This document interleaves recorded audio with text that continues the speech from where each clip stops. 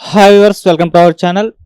ప్రస్తుతం మనతో పాటు బీఆర్ఎస్ సీనియర్ నాయకులు త్రిపురనేని చిట్టిబాబు గారు ఉన్నారు. మరి నిన్న ఏపీలో ఎలక్షన్స్ జరిగాయి కదా, వాటిపైన ఆయన సమీక్ష ఏంటో మనం ఆయన మాటలు తెలుసుకునే ప్రయత్నం అయితే చేద్దాం. సార్ నమస్కారం సార్. సార్ నిన్న ఎలక్షన్స్ అయితే ఏపీలో సక్సెస్ఫుల్గా సాగాయి. కొన్ని చోట్ల వాగ్వాదాలు, అల్లర్లు ఇవన్నీ కూడా చూస్తాం. మీ సమీక్ష ఏంటి, మీ రివ్యూ ఏంటి సార్ ఏపీ ఎలక్షన్స్? ఇవి చాలా ప్రజలు అక్కడక్కడ చెదురుముదురుగా ఒకటి ఇన్సిడెంట్స్ చెప్తే చాలా ప్రశాంతంగా జరిగింది, ఓపికగా జరిగింది. చాలామంది ఓటింగ్ వెయ్యాలి, ఖచ్చితంగా మన ఓటు వినియోగించుకోవాలి అనే తాపత్రయపడ్డారు. అది చాలా మంచి గుడ్ అవేర్నెస్, అది చాలా మంచిది, ప్రజాస్వామ్యానికి మంచిది. సో బాగా జరిగింది.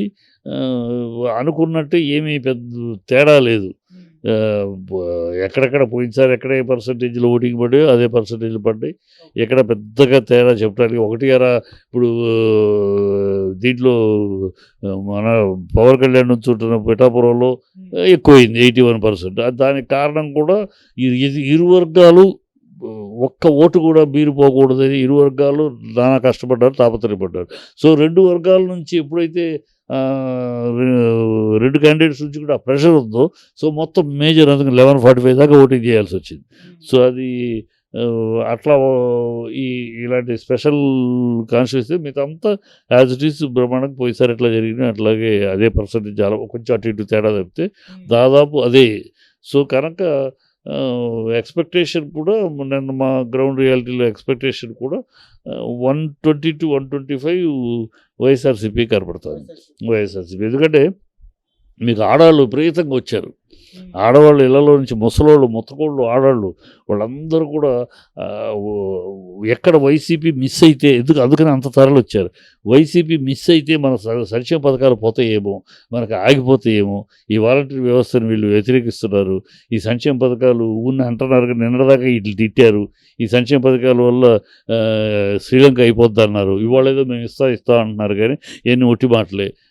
ఎవరు వైసీపీ పోయిందంటే మనకి ఇవన్నీ పోతాయి అనే ఒక భయాందోళనతో విపరీతంగా ఎవరు ఒక్క వేటు కూడా వేస్ట్ కాకుండా మనం వేయాలని ముసలాళ్ళు, ఆడవాళ్ళు కుంటి చైర్లతో వచ్చి వాళ్ళందరూ, ఎందుకంటే వాళ్ళు పాపం నష్టపోయింది 2 నెలల్లో వాళ్ళే.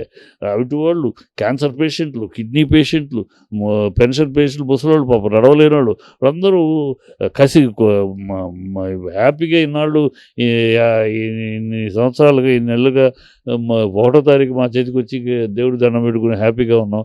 మమ్మల్ని వాళ్ళు రోడ్డు మీద తీసుకొచ్చారు, మమ్మల్ని బ్యాంకు దగ్గరికి పరిగెత్తిస్తారు. దీనికి కారకుడు చంద్రబాబు చేసిన పని అని వాళ్ళు చంద్రబాబు యూటర్న్ చేసి మేము వాలంటీర్లకి 10,000 ఇస్తాను నమ్మట్లా. ఇవన్నీ అవసరం కోసం చెప్తున్నారు, కానీ నిన్నటిదాకా తిట్టి గోరి సంచులు మోసారన్నాడు, అమ్మాయిల్ని కిడ్నాప్ చేస్తున్నారన్నాడు, రకరకాలు మాట్లాడారు. ఇవాళ మళ్ళీ గొప్పగా మాట్లాడుతున్నాడు, అబద్ధాలు నమ్మట్లా. సో అది అందువల్ల బాగా వాళ్ళలో ఆడవాళ్ళని ముసలోళ్ళని అక్కడ ఎవరిని కదిలిచ్చినా వేరే మాట లేదు.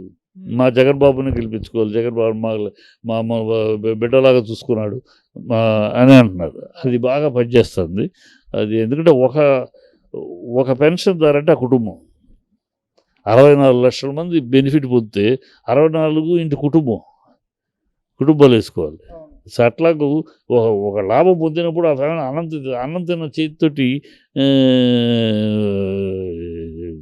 దాటలేరు కదా, ఆ విశ్వాసం ఉంటుంది కదా.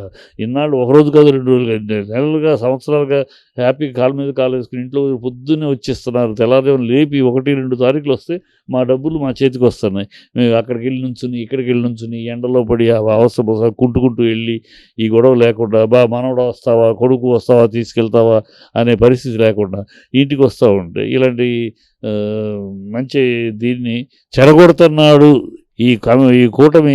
చంద్రబాబు కానీ పవన్ కళ్యాణ్ కానీ ఈ వాలంటీర్ వ్యవస్థ మీద విషం కక్కి దీన్ని చెడగొడుతున్నారు. రేపు వీళ్ళు వస్తే చెయ్యరు అని ఒక దృఢమైన నమ్మకంతో ఉంటారు. అందుకని అది బాగా పనిచేస్తుంది. 120 నుంచి 125 సీట్లు గ్యారంటీగా కనపడుతుంది. మిగతా ఒక 10 సీట్లు టఫ్. అలాగే సార్, నిన్నటి ఎలక్షన్స్లో మనం చూసుకుంటే పల్నాడులో ఎంత అల్లర్లు జరిగాయో మనం అందరం చూస్తాం. టీడీపీ వాళ్ళు వైసీపీ మీద ఆరోపిస్తున్నారు, వైసీపీ వాళ్ళు టీడీపీ వాళ్ళ మీద ఆరోపిస్తున్నారు. అదేవిధంగా తెనాల్లో ఇంకో ఇష్యూ చూసాం సార్. ఒక ఎమ్మెల్యే లైన్లో నిల్చోమన్నందుకు ఒక కామన్ మ్యాన్ని కొట్టడం, ఓటర్ని, ఆ ఓటర్ మళ్ళీ తిరిగి కొట్టడం, ఇటువంటి సంఘటనలు కూడా చూస్తాం. వీళ్ళు ఏ విధంగా చూడొచ్చు అంటారు? దీన్ని ఇన్సిడెంట్స్ అనవసరం అనిపిస్తుంది, కానీ టు బి ఫ్రాంక్ ఇన్ని ఎన్నికలు చూసాం. ఈ ఎన్నికలు చాలా ప్రశాంతంగా జరిగినట్టు, ఒకటి అరా ఇలాంటి ఇన్సిడెంట్స్ తప్పితే చాలా ప్రశాంతంగా జరిగినట్టు. ఎక్కడ రాయలసీమలో అల్లర్లు అయిపోతాయి, అక్కడ ఇది అయిపోతాయి, ఈ పవన్ కళ్యాణ్ కాన్స్టిట్యున్సీలో గొడవలు అయిపోతాయి, రకరకాల ఎక్స్పెక్టేషన్ అనౌన్స్ చెప్తా ఉన్నారు జనాలు. ఏమీ జరగల. So hats off to election commission, hats off to voters ప్రశాంతంగా తమ ఓటు తను వేసుకుంటానికి వచ్చారు తప్పితే గొడవ పట్టారు. ఎక్కడో ఒకటి అరా ఇప్పుడు అక్కడ కూడా ఓటరు ఎమ్మెల్యే ఎవడైనా ఎమ్మెల్యే అయినా నువ్వు క్యాండిడేట్ అయినా ప్రజాస్వామ్యం, నువ్వు లైన్లో రావాలి. లైన్లో రావాల్సింది అతను వచ్చాడు. నేను ఇంకా కాన్స్టిట్యూన్సీ తిరగాలి, కనుక వచ్చాడు. వచ్చినవాడు ఫ్యామిలీతో వచ్చాడు. సరే ఈ ఇష్యూ అడ్డుకుంటే తప్పులేదు వీళ్ళది. అడ్డుకున్న తర్వాత భాష, ఆ అడ్డుకున్నవాడు అతను ఎమ్మెల్యే అంటే దానికి ఇతను మాట్లాడటం, ఆ భాషలు కొంచెం పరుష పదజాలాలు వచ్చేటప్పటికి కొట్టుకుంటాలు అయినాయి. సో ఓటర్ అనేవాడు తన హక్కు ఏంటో కూడా చూపించాడు. ఎమ్మెల్యే అంటే చేయి చేసుకుంటే నోరు మూసుకెళ్ళకుండా, నువ్వు చేయి చేసుకుంటే నేను చేసుకోను. సో ప్రజాస్వామ్యంలో ఇది నిజమైన ప్రజాస్వామ్యం. కొట్టాడు, అది కరెక్ట్. దాన్ని మనం ఒకటే అలా జరుగుతుంది. కానీ దాని గురించి పెద్దగా నా ఉద్దేశం ఈ ఎన్నికలు నేను చాలా ఎన్నికలు చూశాను కనుక ఈ ఎన్నికలు చాలా చాలా ప్రశాంతంగా జరిగినప్పుడు, ఇంత పెద్ద ఓటింగ్ జరిగి ఇంత పెద్ద 2 అసెంబ్లీ ఎంపీ ఎలక్షన్స్లో చాలా ప్రశాంతంగా జరిగినట్టే లెక్క. సరే, ఇక పిఠాపురం నియోజకవర్గం మీరు చెప్పారు చాలా పోలింగ్ జరిగిందని. అక్కడ ఇప్పుడు అదే ఎలక్షన్స్లో చూసుకుంటే హాట్ టాపిక్ నియోజకవర్గం కూడా అయింది పవన్ కళ్యాణ్ గారు పోటీ చేయడంతో. మరి ఎలా ఉంది సార్ అక్కడ పరిస్థితి? పవన్ కళ్యాణ్ గారు వర్సెస్ వంగ గీత గారు చూసుకుంటే ఇద్దరు టఫ్ ఫైటే అమ్మా. టఫ్ ఫైట్ ఉన్న ఎవ్వరు మాకు అన్ని ఓట్ల మెజార్టీ అనుకుంటే ఇవన్నీ భ్రమలు. అక్కడ ఇద్దరికిద్దరు మోహరించారు. అందుకనే పర్సంటేజ్ 80% ఓటింగ్. నిన్న 11:30 దాకా కూడా ఓటింగ్ జరగాల్సి వచ్చింది. ఇద్దరికిద్దరు 2 వర్గాలు బీభత్సంగా పోటీపడి పోటాపోటీగా వాళ్ళ ఓట్లు ఒక్కడు కూడా బీరిపోకుండా ఉండడం కోసం కష్టపడ్డారు. సో అందుకని మొబిలైజేషన్ బీభత్సంగా జరిగింది. సో ఈ మొబిలైజేషన్ ఒకళ్ళ తరపున అంటానికి అనుకుంటే అవివేకం. ఇది ఒకళ్ళ తరపున అయితే ఇంత రాదు మొబిలైజేషన్. అది ఇద్దరు తరపున జరగబట్టి ఆ అమ్మాయి కూడా వంగ గీతకు కూడా హౌస్ హోల్డ్ నేము. ఆవిడ కష్టపడింది. ఆవిడ తరపున కష్టపడ్డారు. పవన్ కళ్యాణ్ తరపున కష్టపడ్డారు. సో ఇద్దరు మొబిలైజేషన్ బాగా జరిగింది. ఇద్దరు కూడా ఓటింగ్ కోసం మొబిలైజేషన్ బాగా జరిగింది. ఆ మొబిలైజేషన్ జరగడం వల్ల ఎవరు అనేది టగ్ ఆఫ్ వారే తప్పితే ఎవరన్నా మాకు వాక్ ఓవర్ అనుకుంటే మూర్ఖత్వం. అది వాక్ ఓవర్ ఎవరికి లేదు, ఇద్దరికి లేదు. Fight tug of fight. ఎవరు గెలిచినా చాలా మార్జిన్, చాలా ఓహోని వన్ సైడ్ కాదు. డెఫినెట్గా ఇట్స్ అ ఫైట్. అది పవన్ కళ్యాణ్ తెచ్చిపెట్టుకున్న ఫైట్ ఇది. పవన్ కళ్యాణ్ అదే భీమవరంలో నుంచుంటే ఖచ్చితంగా అయ్యో పాప పోయిసారి ఓడించాం, ఈసారి అయినా గెలిపిద్దాం అనే సింపతి ఉండేది. ఇక్కడ సింపతి లేదు. ఇక్కడ కాపులు ఎక్కువ ఉన్నారంటే ఆవిడ కాపు ఆడపడచ్చు, అందులో. సో లేడీస్ అందరూ నిన్న అక్కడ లేడీస్ విపరీతంగా వచ్చారు. ఇప్పుడు యూత్ లేడీస్ వచ్చారా, మామూలు లేడీస్? యూత్ లేడీస్ కన్నా మామూలు లేడీసు, ముసకోళ్ళు వాళ్ళు రావటం అనేది వైసీపీకి అడ్వాంటేజ్. యూత్లో రావటం అనేది, యూత్ మొత్తం కుర్రాళ్ళు వచ్చిన దాంట్లో అది పవన్ కళ్యాణ్కి అడ్వాంటేజ్. సో ఈ డిఫరెన్స్ ఉంది. ఇవన్నీ వేచి చూడవలసిన విషయం. ఎవ్వరూ వాక్ ఓవర్ కాదు, ఇద్దరు అగ్ని పరీక్షే. అటు జగన్ గారు వంగ గీత గారిని అంటే గెలిస్తే డిప్యూటీ సీఎం చేస్తానని చెప్పడం చూసాం. అంటే పవన్ కళ్యాణ్ గారిని ఓడించడానికి ఒక గట్టి ప్రయత్నం అయితే జగన్మోహన్ రెడ్డి గారు చేస్తున్నట్టు ఈ న్యూస్ అంటే చాలా మంది అభిప్రాయపడుతున్నారు. తప్పే ఉందమ్మా. ఒక పార్టీ అధ్యక్షుడు తన పార్టీ క్యాండిడేట్ని గెలిపించండి అని అక్కడ ఎదురుకుండా ఉండే క్యాండిడేట్ ఎవరైనా కావచ్చు కాక అతను ఓడించండి, మా క్యాండిడేట్ని గెలిపించండి అడగటంలో ఒక పార్టీ అధ్యక్షుడిగా, ఒక రూలింగ్ పార్టీ ఇదిగా అడగటంలో తప్పే ఉంది. ఇట్ ఈజ్ అడగకపోతే తప్పితే ఓడించండి, మా క్యాండిడేట్ని గెలిపించండి అని అడగటంలో it is very quite but natural. అంతేగాని చూడండి దయ మా ఆవిడని గెలిపిస్తారో లేదో మీరు ఆలోచిస్తారని చెప్తారా? అలా చెప్పడు కదా.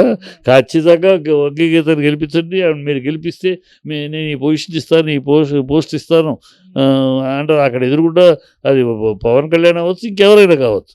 అతను కావాల్సి తన క్యాండిడేట్ గెలవాలి. అక్కడ పవన్ కళ్యాణ్ ఓడించండి అని అంటాడు. చూడండి, ఆలోచించండి అన్నాడు కదమ్మా. అది తప్పే ఉంది. 100% is right and he's command and demand. సరే, ఇటు ఎన్నికల తర్వాత నాగబాబు గారు చేసిన ఒక ట్వీట్ అనేది ఇప్పుడు కాస్త చర్చనీయాంశంగా మారింది. అంటే ఆయన చేసిన ట్వీట్ చూస్తే అది అల్లు అర్జున్ గారిని ఉద్దేశించి చేశారని చెప్పేసి చాలా మంది అభిప్రాయపడుతున్నారు. ట్విట్టర్లో కూడా రామ్ చరణ్ గారి ఫ్యాన్స్కి, అల్లు అర్జున్ గారి ఫ్యాన్స్కి మధ్య వారు కూడా మనం చూస్తున్నాం సార్. మరి ఆయన ట్వీట్ని మనం ఏ విధంగా అర్థం చేసుకోవాలంటే? ఖచ్చితంగా ఆ ట్వీటు అల్లు అర్జున్ దీంట్లో మళ్ళీ మసిపూసి మారేడుకాయ ఏముంది. డైరెక్ట్గా అరవింద్ అల్లు అర్జున్ గురించి మాట్లాడిన మాటే, దాంట్లో తప్పులేదు. కానీ నా ఉద్దేశం ఏంటంటే నాగబాబు గారు అనవసరం ఆ ట్వీట్ చేయటం. ఎందుకంటే అయిపోయింది. అభిప్రాయ భేదాలు కుటుంబాలలో ఉంటాయి, అది లేవు అని అంటారు. ఇవాళ ఆంధ్రాలోని ఎన్నికి ఫ్యామిలీస్లో తమ్ముడు ఒక చోట, కొడుకు అన్న ఒక చోట, కొడుకు చోట లేదు ఉంటారు. అది ఒక అభిప్రాయ భేదంగా అది తీసుకుంటే పోయేది. అభిప్రాయం వదిలేసి ఉంటే దానివల్ల రామ్ చరణ్ వల్ల ఎన్ని ఓట్లు మారుతాయి, అర్జున్ వల్ల ఎన్ని ఓట్లు మారుతాయి, ఈ లెక్కలు పెద్దగా మారేది ఉండదు. ఆకర్షణగా రామ్ చరణ్ని వాడు బాబాయికి సపోర్ట్గా వచ్చాడు అని చూస్తారు, అట్రాక్ట్ అవుతారు. అవి ఓట్లుగా ఎంత మారుతాయి అనేది ఊహాజనితమే కాదు, అన్ని ఓట్లుగా మారవు. అలాగే అర్జున్ వచ్చాడు, తన స్నేహితుల కోసం వచ్చాడు, సంతోషపడతారు. అయితే చెప్తే అది ఓట్లుగా మారిపోతాయంటే కాదు కదా. అది కాకపోతే ఏంటంటే ఇప్పుడు అమితాబ్ బచ్చన్ ఉన్నాడు. అమితాబ్ బచ్చన్ మోడీకి సపోర్ట్గాను, గుజరాత్ అంబాసిడర్గాను మోడీకి సపోర్ట్గా అనేక కార్యక్రమాలు చేశాడు. అమ్మాయి జయా బచ్చన్ మోడీకి వ్యతిరేకంగా కాంగ్రెస్. వాళ్ళిద్దరు అభిప్రాయాలు భార్యాభర్తలు విడిపోయారా, ఒకళ్ళనొకళ్ళు తిట్టుకున్నారా, ఒకళ్ళనొకళ్ళు అనుకున్నారా? అది ఇది క్వైట్ బట్ న్యాచురల్. ఒక్కొక్క అభిప్రాయ భేదాలు రాజకీయాల్లో ఉంటాయి. రాజకీయాలు వేరు, కుటుంబం వేరు. అది నాగబాబు గారు అనవసరంగా మాట్లాడటం వల్ల ఈ ఫ్యాన్స్ మధ్య గొడవలు, ఫ్యాన్స్ గొడవ పడితే ఎవరికి నష్టం? అది ఆలోచించాలి నాగబాబు గారు. వాళ్ళు రామ్ చరణ్ ఫ్యాన్సును, అర్జున్ ఫ్యాన్స్ కొట్టుకుంటే ఎవరికి నష్టం? మరో హీరోకు ఇంకోళ్ళకి కాదు కదా, మీకే కదా నష్టం. ఆ మాత్రం ఆలోచన లేకుండా తొందరపడి మాట్లాడితే అది వాళ్ళు కొట్టుకుంటారు, గొడవ పడటం వల్ల అయ్యో నష్టం మనకే కదా ఫైనల్గా వచ్చేటప్పటికి. ఎందుకు ఆలోచించాలి? ఆయన కొంచెం ఆలోచించకుండా మాట్లాడే అనవసరం. నా ఉద్దేశం ఆ కమెంటే అనవసరం. సరే, ఇటు రోజా గారు చూసుకుంటే ఎన్నికల జరుగుతున్న వేళనే ప్రెస్తో మాట్లాడారు. వైసీపీ వాళ్ళే నన్ను ఓడించడానికి ఎక్కువగా ప్రయత్నం చేస్తున్నారు టీడీపీ వాళ్ళకంటే అని చెప్పేసి చెప్పడం చూస్తున్నాం. అంటే రోజా గారు కూడా తన ఓటమిని అక్కడ యాక్సెప్ట్ చేశారు, ముందుగానే ప్రజల్ని ఈ రీజన్తో నేను ఓడిపోయానని చెప్పేసడానికి ప్రిపేర్ చేస్తున్నారు అన్న వార్తలు అయితే బలంగా వినిపిస్తున్నాయి. మరి నగర్లో పరిస్థితి ఏంటి? రోజా ఫేసింగ్ చాలా క్రిటికల్ పరిస్థితి ఫేస్ చేస్తుంది అమ్మాయి. ఎందుకంటే అమ్మాయి గతంలో మినిస్టర్గా ఉన్నప్పుడు లోకల్ లీడర్షిప్ మీద గొడవ పడటం, లోకల్ లీడర్షిప్ని కంప్లైంట్లు ఇవ్వటం, అధిష్టాన కంప్లైంట్. సో లోకల్ లీడర్షిప్ తోటి పైన హైకమాండ్ తోటి బాగుండొచ్చు, బాగానే ఉంది, జగన్ తోటి బాగానే మంచి అండర్స్టాండింగ్ ఉన్నాయి. కానీ ఇక్కడ ఏమొచ్చినా ఓటింగ్ వచ్చేటప్పటికి నీకు అది ప్రభుత్వ పరిపాలనప్పుడు నీకు హైకమాండ్ అక్కడ ఉండి ఇక్కడ లేకపోయినా పర్వాలేదు. కానీ ఓటింగ్ వచ్చేటప్పుడు ఇక్కడ కదా లోకల్ లీడర్షిప్ తోటి కదా అనుబంధం బాగుండాలి. ఆ అనుబంధం కాస్త బీటల వారిని గత మినిస్టర్గా ఉన్నప్పుడు అదే ఆ అమ్మాయికి ఇప్పుడు పెద్ద ప్రాబ్లంగా తయారైంది. సో నిన్న వాళ్ళు వచ్చారు, నేను లేకుండా మీ ప్రారంభోత్సవం చేశారు, ఎలా చేస్తారు డామ్ డూమ్ డకారని మాట్లాడినాక ఇవాళ వాళ్ళే నీకు కావాలి. అక్కడ తేడా వస్తుంది. ఖచ్చితంగా అమ్మాయి కొంచెం హార్ష్ పరిస్థితిలోనే ఉంది.